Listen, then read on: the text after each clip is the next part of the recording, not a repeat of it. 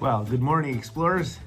This is Mr. Reed, and I am your guide here as we are moving through our club, our 3D Maker Club, which now has a new name, Endeavorosity, and we're going to keep on playing on that name. We are explorers, and we're making our way through a lot of different types of learning. So today, I've got something that's going to take us from level 1 to level 2. For those of you using the vocabulary that we talk about with our ranks, this might mean you are moving from greenhorn to a deckhand. So to get to be the greenhorn level, you designed a base platform for your car. Today, we're going to be simplifying the electronics piece for our car. So originally what we've been using was, we've been using a motor. And of course, we had a motor housing that this fit into. We'll still be using these components. That was really important. We used batteries, and then we used a battery holder so that we could have this, or a battery compartment, you can call it.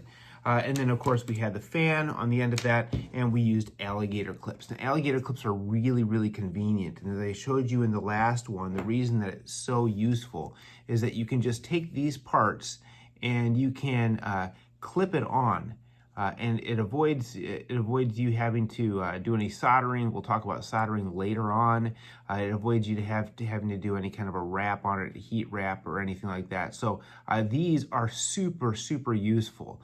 But if you didn't notice from our original designs, when you have two of these on top of a small platform, now our platform is getting a little bigger, it takes up a lot of space, and that's why you'll notice that I taped them on here. I made sure that we had enough space for that. So they can be really useful. So to do the work that we're going to have today, the additional things we're going to use is some wires. You just need a couple wires, black and red preferably. Although if you use different colors, that's totally fine. You just got to make sure which one's positive and which one's negative. So you're consistently going to the same place.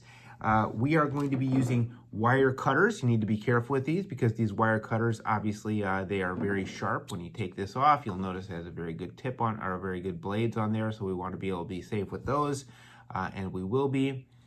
We also are going to use some wire strippers. These things are extraordinarily useful. You'll notice there's blades on there too. They can cut, so we can cut with this end. But then when we you'll notice there's a small hole there, and that'll allow us to take the rubber coating off. And I'll show you how all that works in just a little bit. One of the most important parts that we are talking about today and learning about today is these batteries. So the way that these batteries work, and this is going to be really important, is that you have a negative end and a positive end, and we've got chemicals inside here. And these chemicals are charged. They have electrons that are charged, and when there is a circuit that's completed, there's a flow of electricity that goes through here and goes back into the positive side. When all the electrons have gone to the positive side, that means the battery will be dead. It'll be worn out. We need these to be able to work. So when you put these inside the battery holder, every day you want to make sure you take them out. We can get corrosion. We can get some chemicals that'll come out of here if we just leave them plugged in all the time, especially if they're hooked up to something like a motor. It'll wear out really fast. So we want to make sure we're using our supplies really well. So the last thing that we're going to do today, which I think is really cool, is you guys noticed it last week. Once you plugged in your electricity and you got these working, then it just kind of kept working. So we'd move the car, and then you'd push the car back, and until you unhooked one of the sides, until you unhooked one of these alligator clips, it just kept on turning. Our propeller on our car, whatever your propeller looked like, it just kept turning and spinning and spinning and spinning. So instead of having it just to continue to spin, what we're going to work on today is installing a on-off switch. These are really useful. So when we talk about how these work, it's really cool because you can just hook them up to the positive and negative. You can hook this up in a chain, so it'll allow electricity to flow through when you have it in the on position.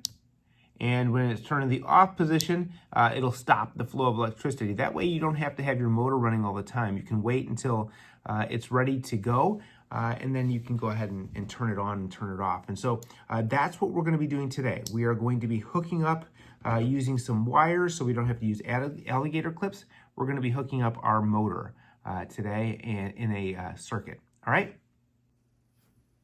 All right, so you'll see here I have everything that I need in order to perform this task. I'm going to take these alligator clips, which we'd used before, I'm going to set them to the side. We won't need those this week, hopefully, if you've done this correctly. What we'll need is our motor, of course. Now, we'll talk about motors that don't have the connectors on it this upcoming week, but we want to be careful. We don't want to bend these because these can break off, and then once they're broken off, they're kind of not much use. So you want to be careful with these, all right? And then we'll have our wires, and then we're going to have something to interrupt the flow of electrons on there. All right, so we're interrupting the flow of electrons. Now, one thing you'll notice about these wires is they are really small, and they're also a lot of different wires in there. And so getting them to the right shape and being able to twist them together can be kind of a challenge. We'll talk about heat wrap or shrink wrapping those later. But in order to make it just a little bigger, to make it easier to work with, so you don't have to clamp onto it, we're going to use these wire strippers. Once again, remember they have a little hole. I'm going to go just a little bit farther down. I'm going to clamp down on it, and then that kind of cuts it. And if I twist and move, you'll notice now I've got some extra wire that I can work with. I'm going to work with that on both that side and on this side. We got a nice blue cable here. Once again, the way I do it is I find that little hole, I rest it in there, and I just I rest it right in that little hole right there, and then I just kind of give it a little, I clamp down, and then I give it a little wiggle and a tug, and it strips the rubber or the silicone piece right off of that. So that silicone is protecting us from getting shocked, which won't be very much of a shock with a couple AA batteries, but we're trying to stem the flow of electricity, and we want to start the right way so that when we work with bigger things, it doesn't hurt us. All right. So the first thing we're going to do, we're going to take our negative terminal, which once again, it is a little bit short. So all I'm going to do is clip this and pull a little bit more wire off of each of these, so it's going to be easier to connect. And then I am going to take this end right here, and I'm going to connect it to, I'm going to take I'm going to take the red end here, and I'm going to be connecting that to the red end over here. And the way I do that is I just bring them together, and I grab them together like that, and I give it a little bit of a twist. Give it a little bit of a twist, all right? And then these wires now are twisted together, and that's what we want to see. We want to see those twisted together. Some people give it like an extra little bend in there, but they're twisted together. We can pull those apart fairly easily, all right? We're just giving that a little twist. So now they're hooked together, and I don't want to yank them really hard. We'll talk about how we can make that a little cleaner when we actually have our final designs for this. And then this end over here, we're not going to hook these in together right away. Instead, what we're going to do is we're going to take these two ends, and we're going to interrupt it by putting on a switch. And you'll notice there's in the switch, you've got two little pieces right here, and that is going to allow the electricity to flow when we connect it with the two. It goes in here and it flows through this. And this is like a gate. And when it's turned off, it will interrupt that flow of electricity. It doesn't let the electricity keep on flowing. When it's turned on, the little gate opens up and it lets the electricity flow through. Now I'm explaining this in a very basic way, but you kind of get the point. So on-off switch, really, really useful. So I'm going to go ahead and I am going to put this through this end, and now you'll notice this is where it becomes really, really valuable to have a little bit longer space. And then I'm just going to give it a twist. Once again, these things aren't super, super durable. So now I've got the wire twisted up there. Remember, this silicone wrapping is to protect us, so it doesn't conduct electricity, and it can handle heat. So we wrapped it there. It can handle heat to a certain level, but right there we've wrapped it, and we're going to take the other side of our battery pack right here, and we are going to connect it to the other end of this.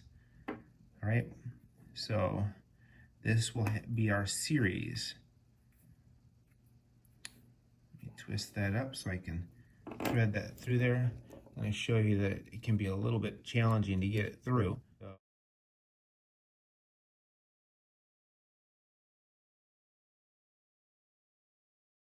Once again, that allows electricity to flow. So now I've got it right here. It just interrupts our flow of electricity. One side to the other, that'll interrupt it. All right, so that's how I've got that hooked up. Now for the test to see if this works, we can just take our motor. I'm gonna put our motor through the housing here, and then I'm gonna set it up on top of something so that the fan can turn uninterrupted, so it won't hit the tabletop. This should be tall enough. Maybe I'll add another one of these 3D printed, a couple more of these up here. All right, there we go, right here. Now I'm gonna test this by putting our batteries in place, right here into the battery holder. If I can get these to go in right. Sometimes they take a little bit of, gotta hold one end to make the other one go in easily. Now, the pressure is there, and let's give this a whirl.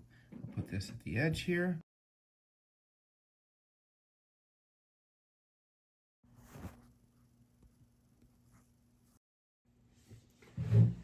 All right, so now here's the story. You have successfully, or hopefully successfully, finished making your circuit. All right, so you'll notice here on mine, I've got the on-off switch that runs from the blue cable. It goes into our power, or to our switch. That's our switch. It goes into the battery pack. Okay, you could say it goes out of the battery pack into the switch, out of the battery pack into the switch, and then it goes into the motor.